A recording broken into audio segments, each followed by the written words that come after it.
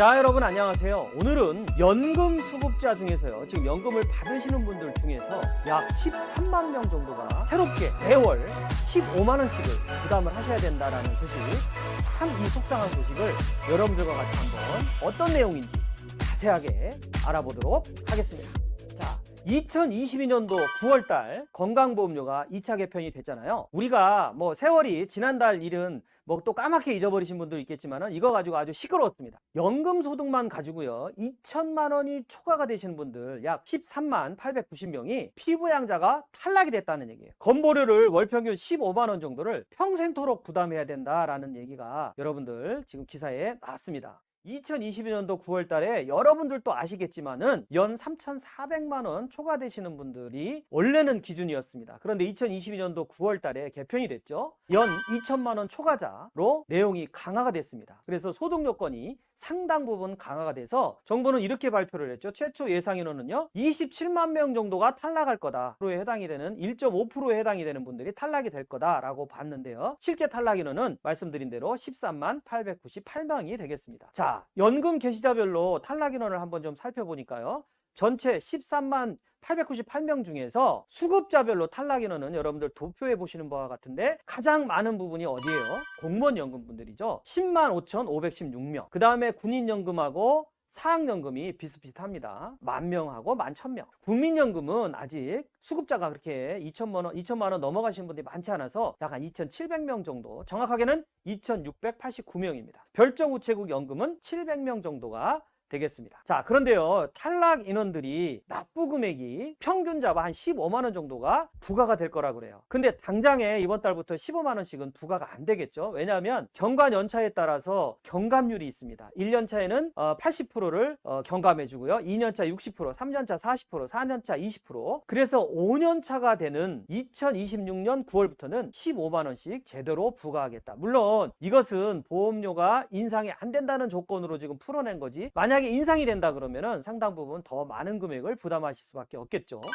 그런데 30년간 뭐 이게 경감을 조금 해준다고 좋은 게 아니라 30년간 생존 시의 총 납부 금액을 따져보니까요, 무려 6,750만 원이나 됩니다. 여기에 30년간 생존했을 때 이거고요, 30년 동안 건보료가 안 올라가겠습니까? 만약에 건보료가 다시 올라간다 그러면은 건보료 인상을 반영하면 6,750만 원에 플러스 알파, 이래서 근한 1억 정도까지도 건보료를 부담할 수밖에 없는 상황이 되지 않을까, 이런 생각을 해봅니다. 자, 여러분, 이와 관련해서요, 그러면 어떤 문제점이 있는지를 여러분들과 같이 한번 알아보겠는데요. 연소득 2천만 원 기준에 대해서 먼저 첫 번째 알아보도록 하겠습니다. 실제로 피부양자 탈락 기준인 연소득 2천만 원은 이게 어느 정도 수준이냐면 최저임금 수준에도 못 미치는 수준이라 이겁니다. 2024년부터 적용되는 최저임금이요, 시간당 9,620원으로 책정이 지금 되어 있죠. 월 201만 원입니다. 이게 월로 따지면. 그리고 연봉으로는 한 2,400만 원 가까이 되는데, 노인분들은 연금 받으면서 최저임금 정도도 못 받는데 이걸 갖다가 2천만 원으로 기준을 낮춰버리니까 많은 분들이 여기에서 예를 들어서 2천만 원 받는 데에서 1년에 15만 원씩 월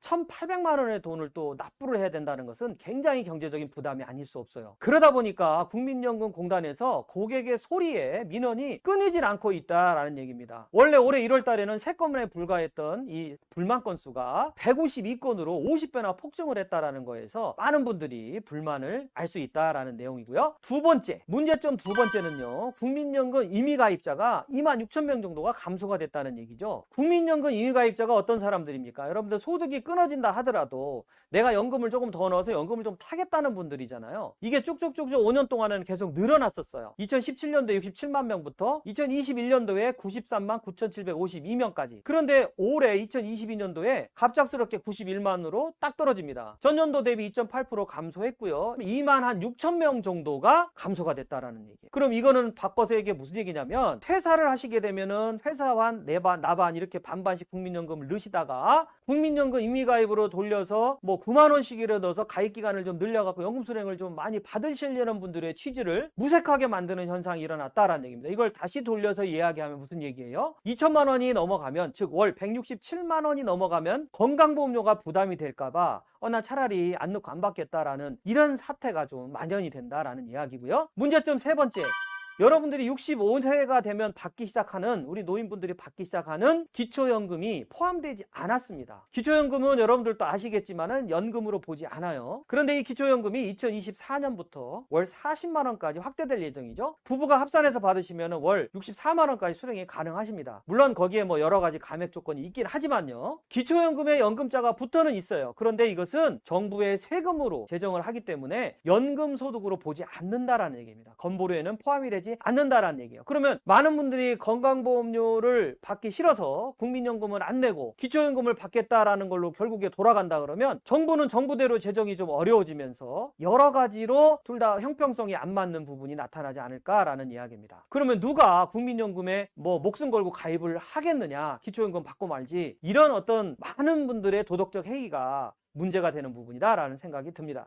네 번째는요, 문제점. 여기에 사적연금을 포함시키겠다라는 의견이에요. 무슨 얘기냐? 건강보험 재정관리 실태에서요, 감사보고서에서 복지부하고 건강보험공단에다가 야, 이거 사적연금까지 좀 포함을 좀 시켜봐라, 이런 얘기가 있었어요. 지금 공적연금에도 부과시키는 것도 상당히 우울한데 이 사적연금까지 좀 포함을 해서 피부양자 조건을 관리하는 방안을 마련해라 라고 얘기를 했습니다. 여러분들도 아시다시피 사적연금은 뭡니까? 연금저축하고 IRP죠. 2021년도 기준에서 연금저축은 가입금액이 무려 160조 정도 되고요. IRP 가입금액은 46조예요. 만약에 사적연금을 건강보험료에 포함시키겠다라는 이야기가 흘러나오자마자 저는 납입 중지 그리고 해지 등이 상당 부분 예상이 되지 않을까. 그럼 이건 결국에는 국민들의 노후 대책을 갉아먹는 그런 현상이 아니지 않을까, 이런 생각을 해봅니다.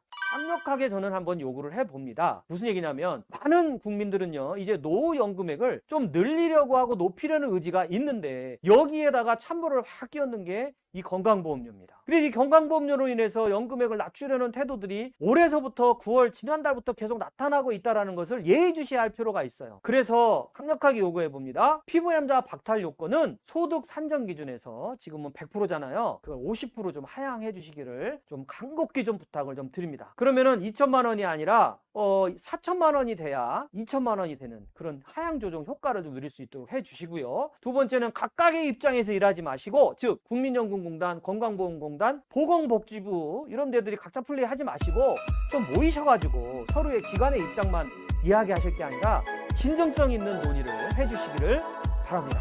여러분들, 오늘 저는 여기까지 말씀을 드렸고 여러분들의 인생에 하나라도 도움이 되는 전투설계에 도움을 드리기 위해서 노력하겠습니다. 여러분들, 저는 다음 시간에 뵙도록 하겠습니다. 시청해주셔서 감사합니다.